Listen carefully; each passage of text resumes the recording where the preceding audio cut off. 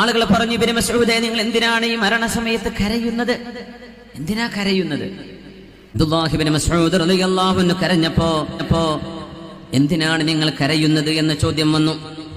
മഹാന്റെ മറുപടി, ഇന്നി ലാ അബ്കി ലി അജലിൽ മറദ്, രോഗം വന്ന വിഷമത്തിലാണ് എന്നതുകൊണ്ടല്ല ഞാൻ കരയുന്നത്, രോഗത്തിന്റെ വേദന കൊണ്ടല്ല. എന്തുകൊണ്ട് രോഗത്തിന്റെ വേദനയിൽ പരിതപിച്ചുകൂടാ? അല്ലെങ്കിൽ നമ്മൾ ആരെയെങ്കിലും പരാതി ശപിച്ചുകൂടാ? എന്തുകൊണ്ട് പറ്റില്ല? ലിഅന്നി സമിഅ്തു റസൂലല്ലാഹി സ്വല്ലല്ലാഹു അലൈഹി വസല്ലം, എൻ്റെ മെഹബൂബായ റസൂൽ പറയുന്നത് ഞാൻ കേട്ടിട്ടുണ്ട്. അൽ മറദു കഫാറത്തുൻ, രോഗം മനുഷ്യന്റെ പാപങ്ങൾക്ക് പ്രായശ്ചിത്തമാണ് എന്ന് നബി തങ്ങൾ പറഞ്ഞിട്ടുണ്ടല്ലോ. അസുഖം ചെയ്തു പോയ തെറ്റുകൾക്ക് പ്രായശ്ചിത്തമാണ്. പിന്നെ അള്ളാഹു ആ തെറ്റുകൾക്ക് പിന്നെ ശിക്ഷിക്കൂല. ആ പാപത്തിൽ നമ്മൾ അള്ളാഹുവിനെ പഴിചാരരുത്. നമ്മൾ ആരെയും ഡോക്ടർമാരെയോ അല്ലാത്തവരെയോ നാടിനെയോ കുറ്റം പറയരുത്. നമ്മളത് ക്ഷമിച്ചുകൂടി